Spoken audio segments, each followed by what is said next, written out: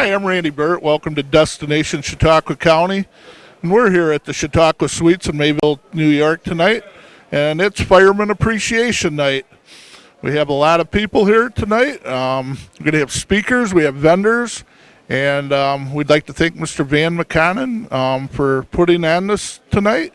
And it looks like a lot of good food coming up, too. So welcome to Destination Chautauqua County.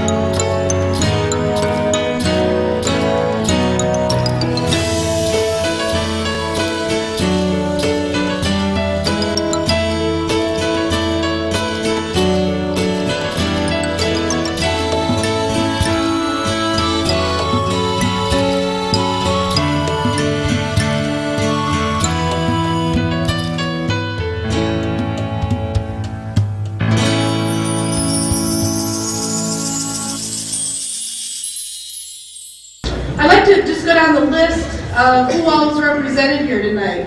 What an awesome list we have. We have people from the Mayville Fire Department,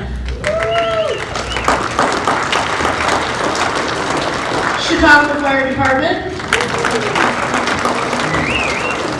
Field Fire Department, DeWittville, Stanley Hose and Sherman, Westfield Fire Department. We have Rick Cole, our 2nd Battalion Coordinator. We have representatives from the Sheriff's Department.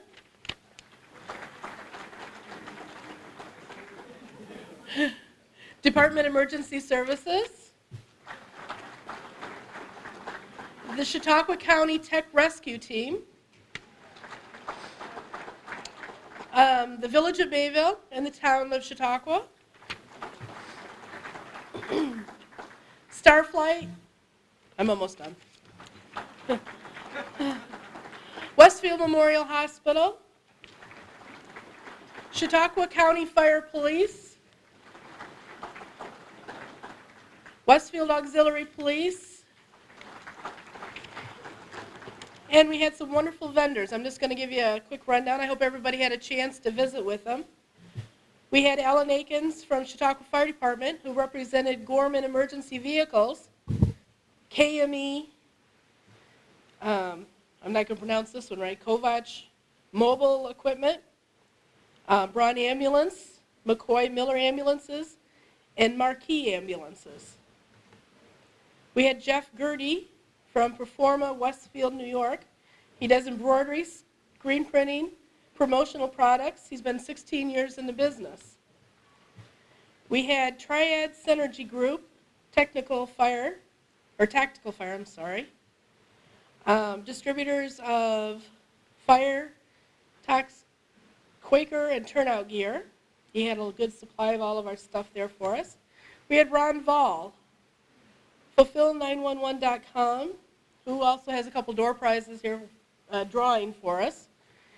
And we had Paul Lawton from Duval Safety with fire and EMS supplies, Scott Air Pack, and Halmatro Rescue Tools. I'm sorry if I mispronounced anything wrong.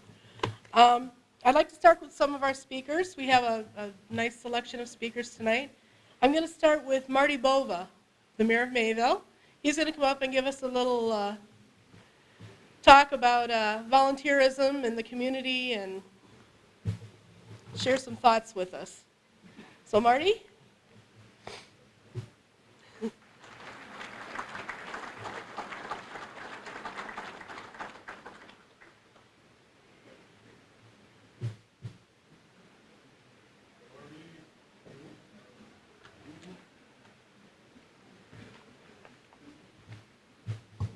Good evening. I was kind of sitting around today. It was not a very good day to be outside, and I was just trying to think of something to talk about.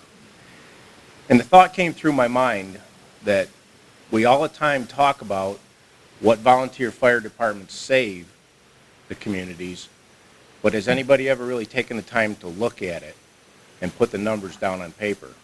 So I did a little internet research, and this is what I have to offer. The average pay scale for a paid fireman, as obtained today from Google, and these are 2008 statistics, on the low end of the scale, for a first-year fireman, it's $36,073. For a top step fireman on the low end of the scale, it's $52,211 a year. Up on the upper end of the scale, it goes all the way up to $95,000. So what I did was I took the middle of the road amount, $42,769, which works out to about $20.57 an hour. So then I started thinking, well, how are you going to determine how many firemen you need? So I found a study that was done by a gentleman by the name of J. Curtis Verone from Providence, Rhode Island. And the first question I asked or looked up is, are there any nationally recognized staffing standards for fire departments? And in his study, I found that the earliest recommended staffing levels were promulgated by the organizations such as ISO and the National Board of Fire Underwriters. And they were viewing staffing primarily as firefighting efficiency, and they didn't really give a whole lot of consideration to safety. The national standards called for a minimum 6-person engine companies and 7-person ladder companies. And the study goes on. It was very long. It was like 30-some pages long, so I only took excerpts from it. But it said that it's recommended that the minimum acceptable fire company staffing level should be 4 members responding on or arriving with each engine and each ladder. Study goes on to say that the International Association of Fire Chiefs, among others, advocated the position that staffing was a matter of local concern that could only be addressed by considering local conditions. Nevertheless, the research found that the minimum staffing standard should be at least 4 people on a responding engine or a ladder company. So why did I do this? Because I'm trying to figure out what it would cost if a village had to pay a fire department. So I took their statistics and I plugged it into just a 4-man paid department. And when you start looking at the numbers, it's mind-boggling what we as volunteers, you guys, are saving these communities every single year. What I decided to do was break it into 8-hour shifts, 4 people per shift, so you need 12 people per day, and then you're going to need 4 people to fill in days off too. So you basically would have to have 16 paid firemen to make up a complement of people that could respond to a call. Could they do everything that we do as volunteers? Absolutely not. There's no way that 4 people can do what 20 and 30 volunteers do. Because first of all, if they're paid like anything else, at the end of the day, you're going to go home. You're not going to go up to the fire hall at 6 o'clock at night to work on a truck or clean a truck or do everything that these guys do night after night, week after week.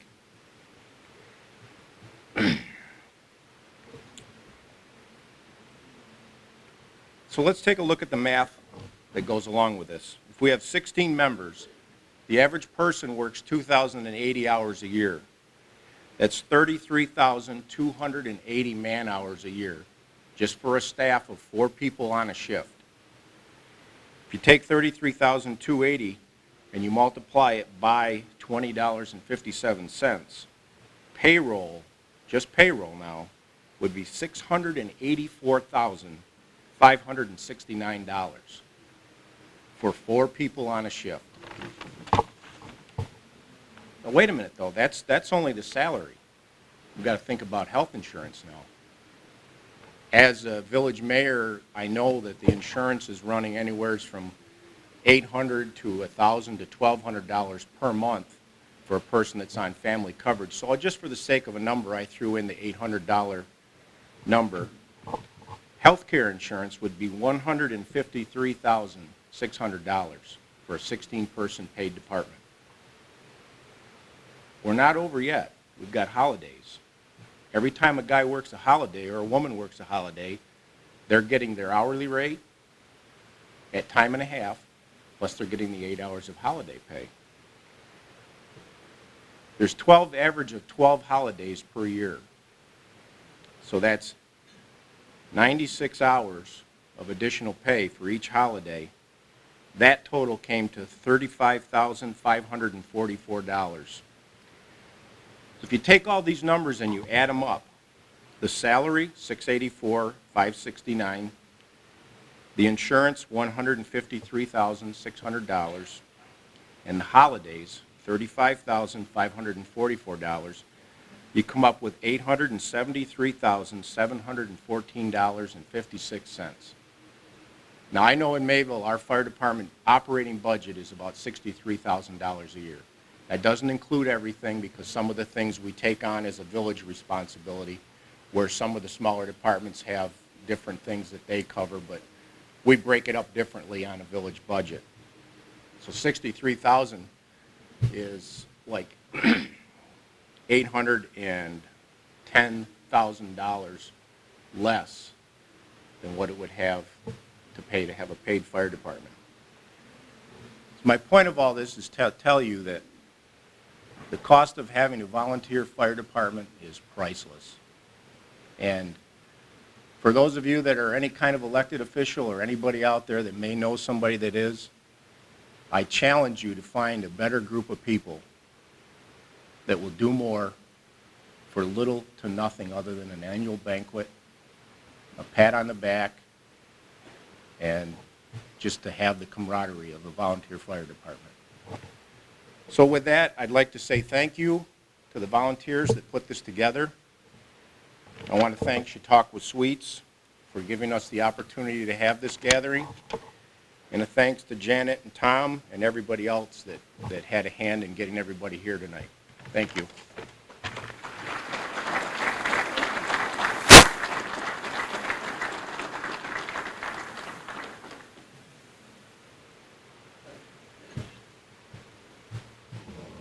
Okay, thank you, Marty. Our next speaker is going to be John Staley and Norma Cummings from the Department of Emergency Services. They've got a presentation for you on the development of their new office and what's going on the Hill. So I'd like to turn it over to John Staley.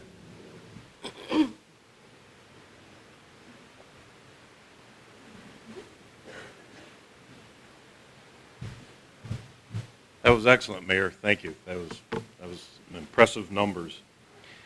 But I also would just like to thank Mr. McConnon and his staff for this. This is probably one of the nicest shows of appreciation that I've seen for our emergency responders that I've seen in the fire service. And so it's a very nice gesture. When we talk about Chautauqua County, the cooperation is something we really take for granted. We've actually had when you talk about sharing of services and mutual aid agreements and things, in the fire service in Chautauqua County, we've had a mutual aid agreement since 1956. And I think so often we're ahead of the curve in a lot of things with government when they just start talking about it now in 2009 in some of these things. And the cooperation between all the different agencies is just outstanding. We see a lot of things throughout the state and throughout the nation, and we've all seen it on PV, and we analyze a lot of these disasters, and I really think sometimes we'll talk to ourselves and we'll think, what is the big problem? Why can't they get that done in some other places relatively close to our county? And it's because they just don't have that attitude of cooperation between fire, police, EMS, and DPWs, and governmental officials, and you know, we just, I think, have, in Chautauqua County, just a very unique area where that cooperation is just outstanding. When we started especially after 9/11, we had a lot of things put upon us. Even here in little old Chautauqua County, there were a lot of responsibilities put upon us and things that we had to develop, coming down from the federal and the state government. And I remember just actually in 9/11 when Charlie Smith was fire coordinator and emergency services director, when that happened, he called me and he says, I want all the fire coordinators to come to Mayville. We got to open up an emergency operations center. And I said, you know, I'm thinking, why would we have to do that way out here, the farthest county from New York City? Why would we have to do that? And when we got going, and when at that time it was just fax orders that we were receiving, but it was an amazing thing what we were being charged with way out here. For example, they thought that there were a lot more people killed than what there were or injured. And they were asking us questions like, how many different types of beds do you have in your hospitals? How many motel rooms and beds do you have? How many people can you put up? Because they thought they were going to probably give us about 300,000 people. So, you know, those things that we were getting charged with just caused us to think out of the box so much. And that's what we've been doing the past few years, ever since 9/11.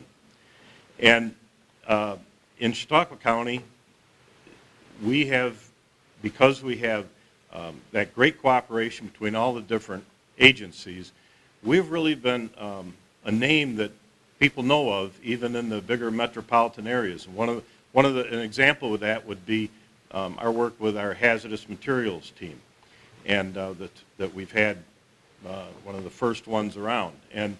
And the things that we've been charged with now, and the equipment that we have that's been given to us by the federal government and whatever, we started acquiring all this mass amount of high-tech equipment that the federal government and the state government was charging us with, and different types of equipment that we needed. So we really had to start thinking out of the box.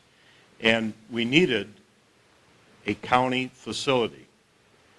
The county didn't have the kind of money that to develop a brand new place like that. It would cost, I was talking to Julius Leone before this presentation, and he said, you know, when he was estimating, you know, it would be $4 million when you try to build something new.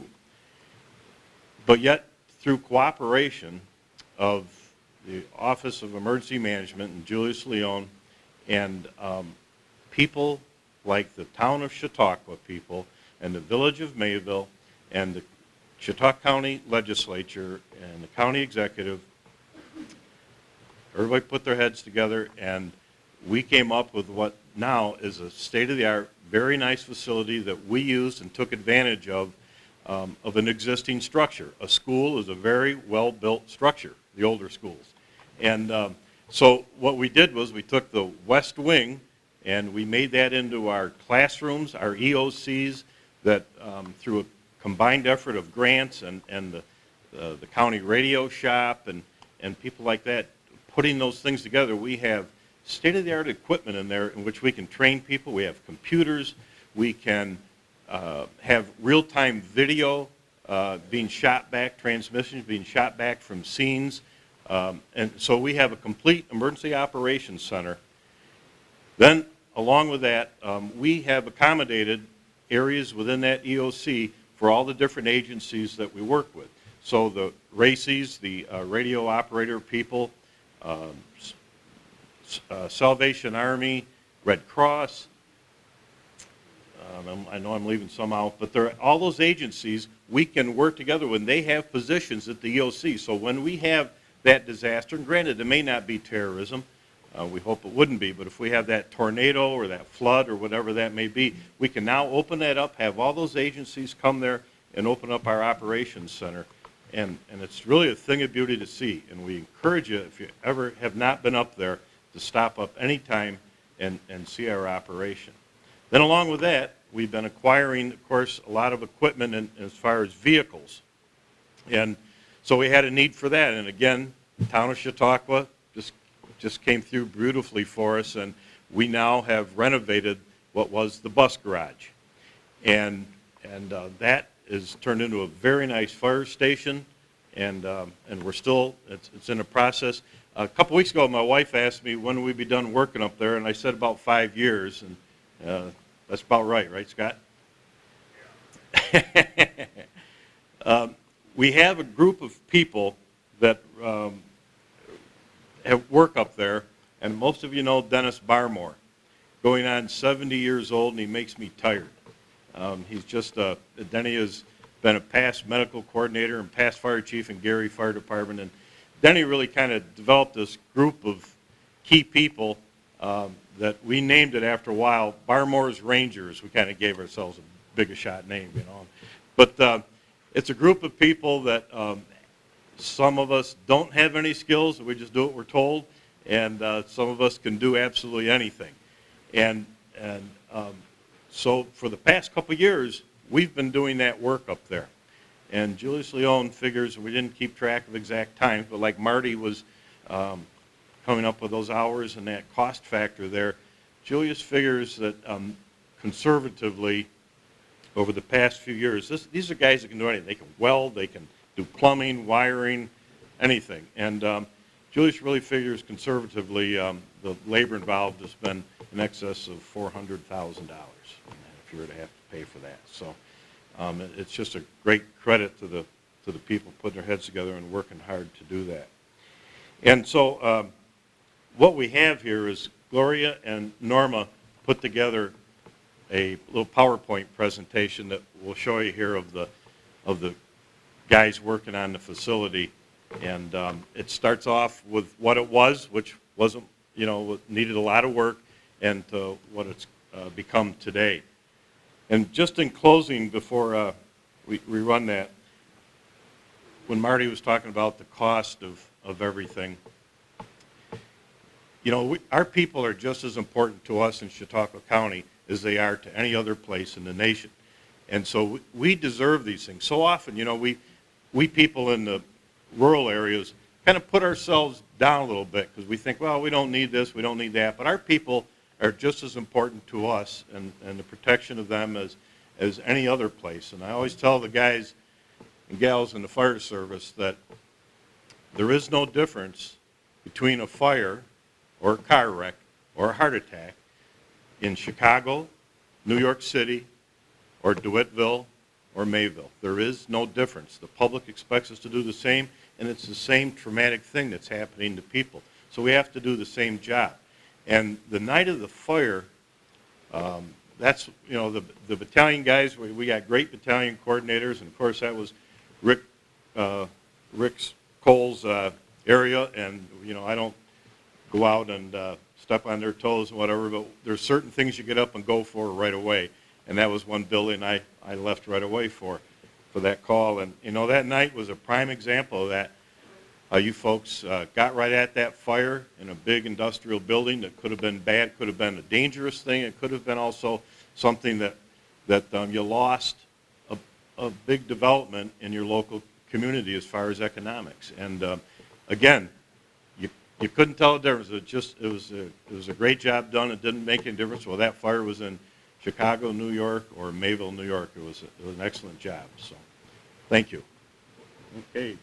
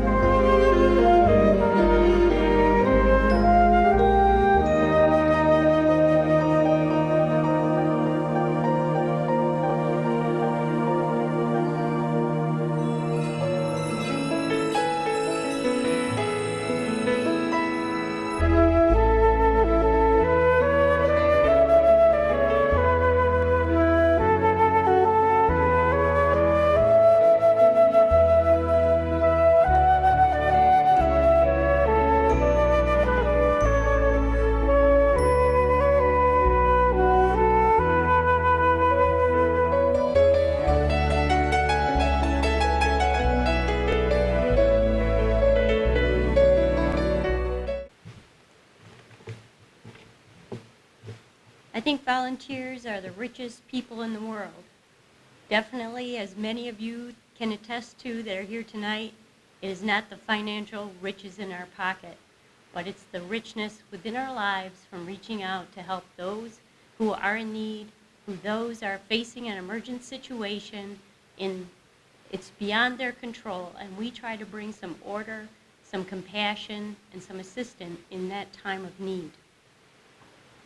No one is more cherished in this world than someone who lightens the burden of another. This is a very sweet candy bar, and whoever thought of this, it was an excellent idea because it attests to everyone in this room. The photos that were just displayed behind us represents many, many hours of work. They started, you saw sheets of metal going up on the roof. That started 11/25/08. They would finish that project just on 3/31/09. Throughout the winter, they worked every Tuesday night. Every Tuesday, my husband and I, we used to enjoy working on our own fire department, helping out with things in that area. And as we're still loyal to our own fire department, we're also working in other areas to promote overall county preparedness, because we know that it will help everyone in the time of, say, a big event. Hopefully we don't have a big event here. Marty mentioned about the cost. Several years ago, there was actually a study within our county, and it would cost our county to fully pay every fire company within the district over $49 million. Now that's just for fire protection. That did not take into consideration the over 10,000 EMS calls, emergency medical service calls, that were produced during that year's time. I can't imagine you would look at maybe double that number, triple that number to provide both fire and EMS. So our volunteers are definitely in a very secure job, and they provide so much to our communities. Is our job secure? You bet it's secure. We have over 800 people in our community, in our county, on home oxygen. We have over 400 on home dialysis. A third of our population a few years ago was at or below poverty level. During recent economic times, that is going to rise. That will place a burden on our already overburdened volunteer system. So we have to continue to reach out to our neighbors. We have to continue to promote volunteerism, because this is where it's at. We need to help each other. Through the Office of Emergency Services, we look at farther reaching of volunteerism. I just came back from Oleana on Friday, and we reached out to Cattaraugus County and Allegheny County to extend a Citizen Corps initiative of 3 counties comprised together. And this council will help to take people that are retired, people that have an interest in volunteering, but maybe can't be a firefighter, maybe can't be an EMT, but want to assist in some way. And for those that can be firefighters and EMTs, through the Citizen Corps Council, we maybe can get them assigned to a fire department. Again, it's a way to reach out, expand our access to volunteers should we have a large event. The offices, John mentioned the EOC, or the Emergency Operations Center. Should we be faced with a crisis like Erie County found themselves in the big snowstorm, that is the center where, again, we would all come together. And we've worked very hard to put many plans in place. So we're very fortunate to have had some foresight and had some movers and shakers to help us prepare in our own small community. We don't feel that we're probably at a risk for a 9/11 here, but yet, in light of what happened in Binghamton, and then just shortly before that, a small community, an individual came in to a nursing home facility. Those kinds of things can happen. But I know that there's people in this room that will rise to that challenge, and they will meet it head on and deal with it to the best of their ability. And I'm very proud to be here tonight, to be one of you, and to be having the ability to work to provide resources that you can tap into should we ever have to face a greater crisis other than just fire or basic EMT calls. On the tables, there is a card, and it has a question on that card. And what I'd really like for you to do, if you have a chance, if you can at all, try to assist me with this project, is that our health department has to do a community health assessment every 4 years. Now, often they don't get out to the emergency responders or fire folk, so this is a very great opportunity for your voice to be heard. You can do them individually, or you can assign someone at the table to just write your ideas down. Just what comes across first? What is the greatest health need in our community? Is it transportation? Do we use our EMS system to transport individuals to the hospital? Not because they're really critically ill or they're in an emergency, but they really just don't have any other way to get to the hospital. Prenatal care, diabetes, stroke awareness, access to dental care, access to home care for the elderly, anything. Write it down, and these are all going to go back to the health department, and then they're going to identify what are the top 10 needs that come across consistently, and that will help levy funding, go to state, work with legislation to make a change so that our community access to care can be much better. So tonight, all of you have an opportunity for your voice to be heard and again make a difference for your neighbors. I just want to thank everyone that had their hand in putting this together. This is an awesome event, and it's nice to be in a room and just have a cooked meal that I didn't cremate for my husband. I'm sure he's very appreciative. The smoke detector won't need a new battery tonight, so with that, I'll just again say thanks and have a great evening.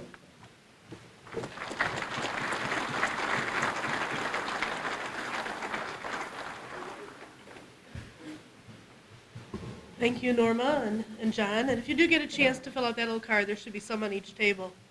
It would be wonderful if you could fill it out, give your suggestions. Excuse me. Our next speaker is going to be Deb Weaver from Starflight. She's going to give us a kind of lowdown on what's going on. Good evening. First, I want to thank everybody that was instrumental in getting this group together. And I have to agree with John. I think this is one of the nicest things anyone's ever done for EMS. I just really am impressed. You guys are lucky to live at this end of the lake. They appreciate you up here.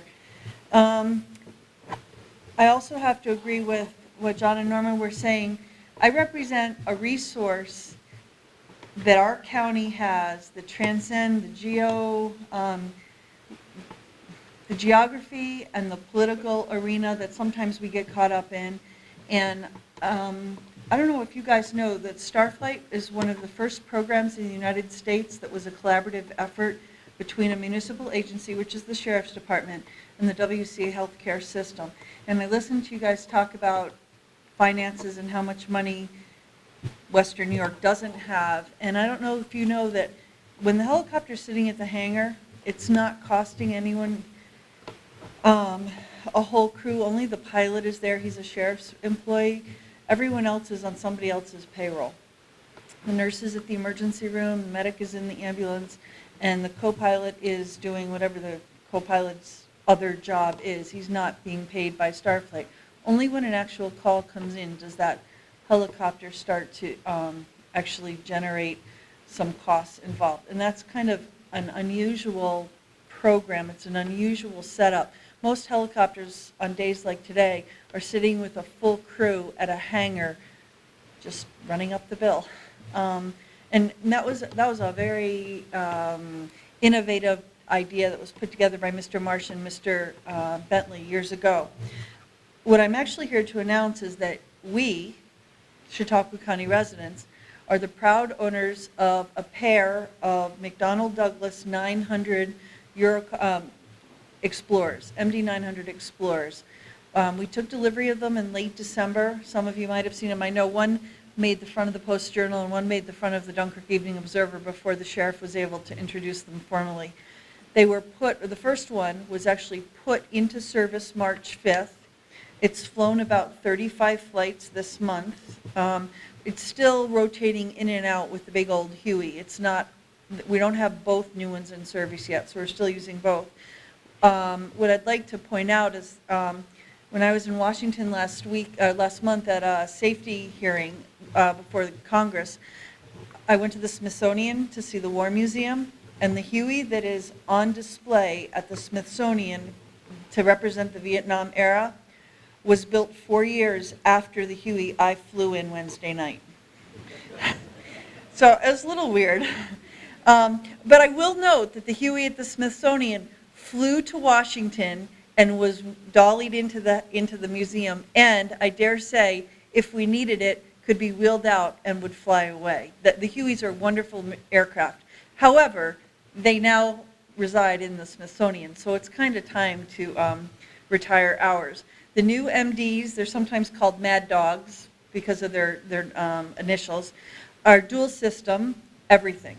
We still will have our 2 pilots. We will have dual controls. We will have 2 engines. The helicopters are made in the United States. They have Pratt & Whitney engines that are made in Canada.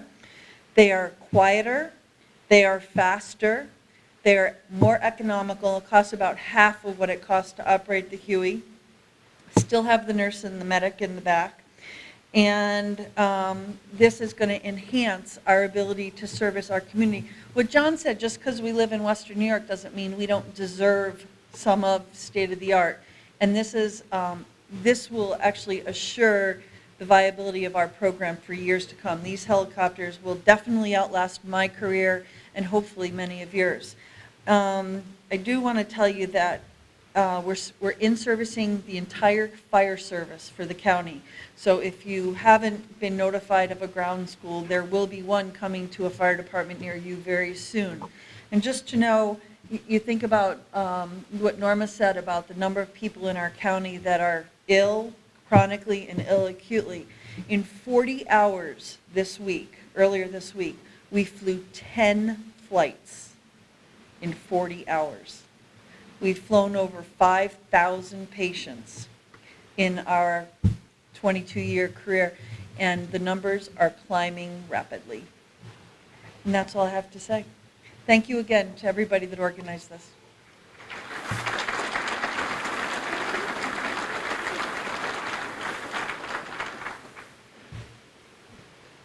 Thank you, Deb. And it is awesome that we have such great ability to have the helicopters for, quick access and to get people where they need to go. Okay, our next speaker is going to be Dr. Holly, who is the medical director for the emergency department at Westfield Hospital.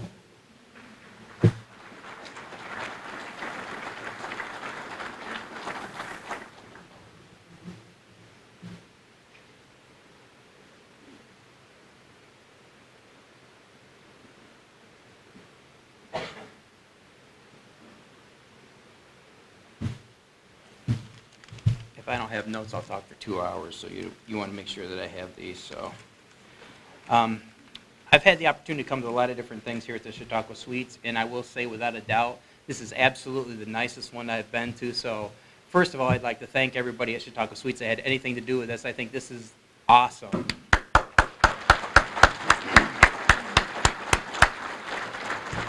Second of all, and even more importantly, I'd like to say a thank you to everybody that's sitting out here in this room, because without all of you and without all of you guys volunteering to do the stuff that you guys do, this whole thing wouldn't even happen. So again, I will say thank you to every one of you guys. Thank you very much for that. You can give yourself a big hand for this. It's really awesome. And one of the greatest things that I had opportunity to do, and I only got to do it for a few years, you guys get to do it all the time, was do pre-hospital care. And it's an awesome experience. It's one of those things that people go into for a lot of different reasons. I think a lot of us have felt when we do this that we could actually make a difference. I can tell you that every time you guys go out on a call, you make a real difference. You guys have the hard work. My job's easy. When you guys roll into the ER, you guys have already told us what's going on pretty much. We just have to patch everything together and get it all put together. You guys have all the hard jobs to do. So I really thank you for all of that. And you guys should not downgrade the importance of what you do, because it really is a vital job. You guys actually make the life and death differences on what really happens in patient care, because you guys are the first people that are laying eyes on somebody. You guys are the first people that are laying hands on somebody. You're initiating the care, and that goes from everything from a BLS crew all the way up to the ALS stuff. You guys are making the big differences that truly are the real life and death things that happen with patients, and our county really has an awesome thanks to you guys. I'll just go briefly. Janet wanted me just to kind of give a brief update on what's going on at Westfield Hospital, so I'll just take a couple seconds to talk about that. I think most of you are aware that in July 1st of last year, the Burger Commission, it has a lot of other names that I won't say because some of them aren't really as nice as the Burger Commission, but affected a whole bunch of different hospitals in the state, and unfortunately one of ours was the Westfield Hospital that was affected. While technically we're still a fully licensed hospital, we were downgraded from what our licensure was previously at 32 beds down to 4 acute care beds currently. Even though we're still a fully licensed hospital, the state has put very significant restrictions on what we can do with those beds and what we can keep, and unfortunately for how long we can keep people at the hospital. So there's been a lot of stuff that's been going on as far as the inpatient arena. Interestingly, and I think a lot of it has to do with you guys and the confidence that you've had over the years with the Westfield Hospital, and I thank you all for that.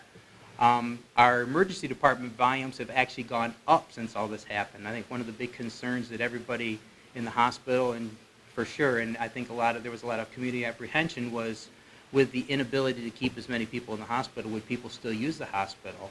I had just done a little gestalt off the top of my head number, and it looked like we were up about 3%, but when I actually did the numbers, in the last 3 months, we've been average increase in volumes over last year at the same time, 10% in our emergency department. So not only you guys still have the confidence in us as a hospital, but the community has the confidence in us as a hospital to still provide that excellent quality of care, making the decisions at that point in time whether to keep somebody at the hospital, send them home, or move them on to a higher level of care. So that's been a really neat thing that's been going on. A couple things that have happened that are frustrating for us, and just so you guys are aware too, because it may impact on how you do your stuff.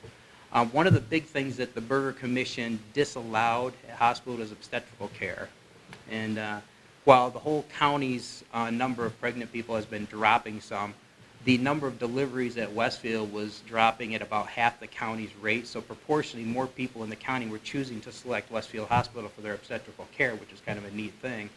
As of January 1st of last year, that was a non-issue. So that's one thing that we have not been able to do, and that's a big frustration for us, and I'm sure for you guys, for people that you're seeing in the community. The other thing that the Burger Commission has disallowed at all is any type of emergent surgical things. Now you're going to say, well, that's stupid because we're still an acute care hospital. Everything about the Burger Commission, block this part off, is stupid. Can't help it, but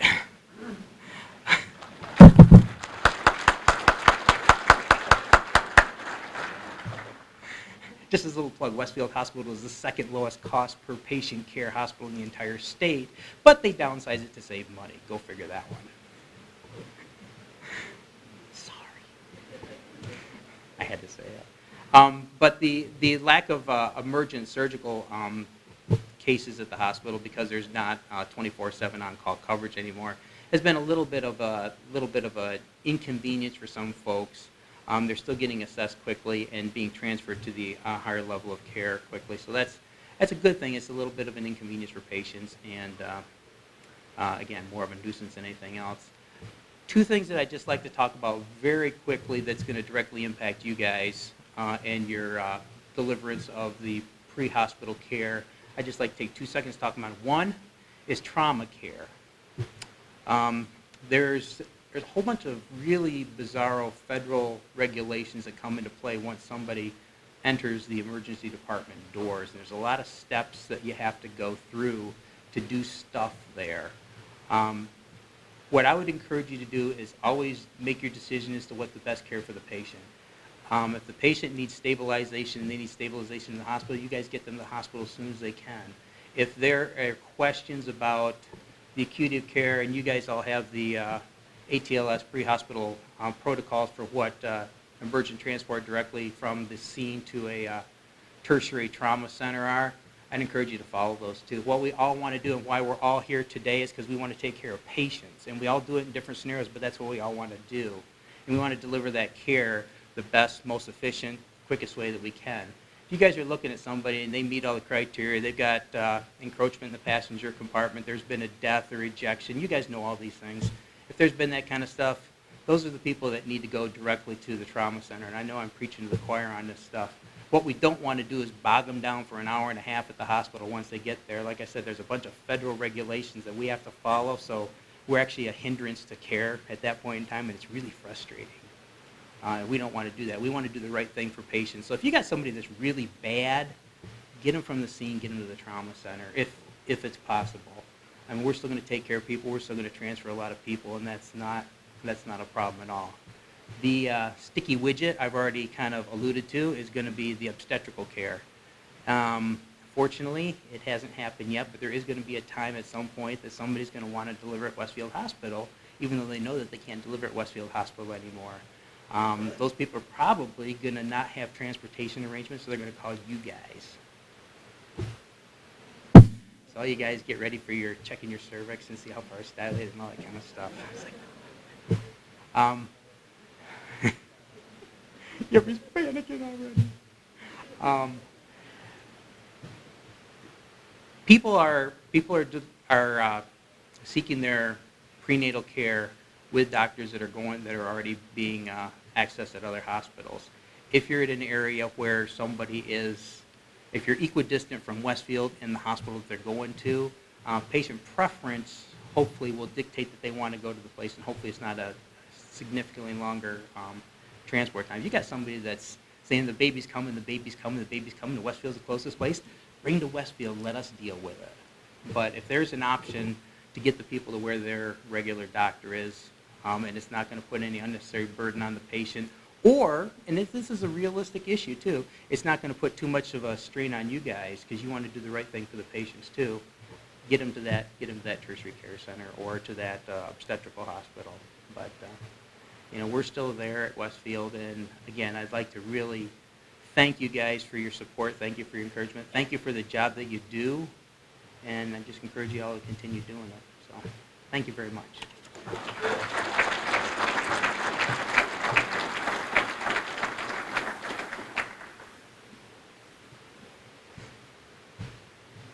Thank you, Dr. Holly. Our last speaker tonight is going to be Noel Gutman. He's kind of in charge and been coordinating the tech rescue team of the Chautauqua County. And they've been through a lot of training, and he's going to give us some good news of what they're doing.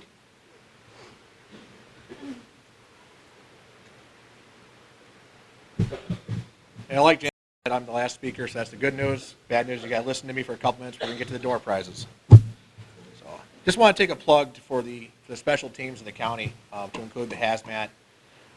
My team, unfortunately, part of the technical rescue team, the dive team, fire investigation, and looking out in the crowd, there's a lot of people here that are part of those teams. That's pretty impressive considering we're only dealing with the 2nd Battalion mostly that's here. So I'd like to give everyone a hand that's participating in all the teams right now.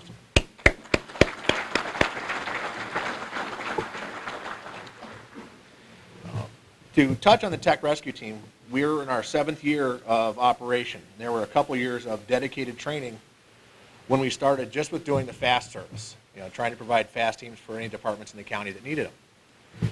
And we've evolved from just doing fast to rope rescue, both low and high angle, to fully certified in trench rescue, building collapse, and confined space. And it's pretty significant training to get there, and it's a very collaborative effort between many of the special teams and the local fire departments to get us to that level. And a 6-year total on training hours, ballpark figure for about 12 to 15 guys that make up the core of our team is right now at about 3,500 training hours. And it's pretty impressive, I think, just for one team. In the last year alone, we had about 1,200 training hours. And that was when we got certified in confined space out at the Fire Academy. We've been fortunate enough to beg, borrow, and steal as much of equipment as we can. We're putting new life into Rescue 7 that came out of Fredonia. We've made that into, with some help of some very, very qualified members of the team, we've made that into a very good response truck for our team. We were fortunate to receive a $20,000 grant from Kathy Young, which got us some Paratech air rescue struts. And what I think is kind of interesting, the supply of struts that we were able to get is next to Buffalo Fire in Erie County. We have the largest strut rescue system in Western New York going out to Rochester. And what's neat about the rescue struts is they're a multidiscipline tool. We can use them for the building collapse, trench rescue. I've mentioned some of the fire veterans before. If they had a building they had to shore up, these struts can be in place in minutes and taken down when they're done if they need to really investigate a building that doesn't want them in there too long. As part of the emergency services team, it's very, very interesting to be part of a developing team. Like I said, we're 7 years in, we're a new team, and we're advancing very rapidly. And I'll put a plug in for all the special teams. All the special teams need members and support from local departments. And just tell you my biggest fear, especially with a lot of disciplines that we do, is you can do the wrong thing a lot of times and get away with it. It's when you don't get away with it and you get caught, and unfortunately that usually means there's a fatality or serious injury involved, is somebody's going to be looking for somebody, civilly or criminally. And my biggest plug and request is use the resources that are out there. Don't put yourself in a position that we're out there to help people, help save property, protect life. Use the teams that are out there. I know the hazmat guys train nonstop. Everyone has a use, and as fire chiefs, fire officers, and elected municipal officers, make sure that the proper resources are being used. Like I said, it's very fun to be part of the tech rescue team. I'm very fortunate to have a group of guys that has put me in for a second term as being captain, and it's a very rewarding team to be part of because we do a lot of hands-on training. There's a lot of unconventional training from the years of service of the fire department. We try and find unique aspects to train on and really like to destroy things every chance we get. If anyone's got any questions or comments or concerns about not only my team or how to get on any other teams, get hold of the emergency services office. They'll be happy to direct you with your request to that. And get hold of me tonight. And if your department's looking for some in-house training, we're happy to come and do that. Well, thank you, Noel. And I want to thank everybody. This has been a wonderful, wonderful evening, and thank you all for coming. It's wonderful to see a huge crowd like this, everybody together and from the different departments. And we all have one thing in common, that we all care about people and we want to help them when they're in their time of need. Our last thing for the evening is we're going to do a benediction. It's going to be the chaplain of the Chautauqua County Fire Police, Ray Elkholm, and he's going to give us a benediction for the evening. Once again, thank you guys for all coming. Thank you to the speakers, and have a great evening.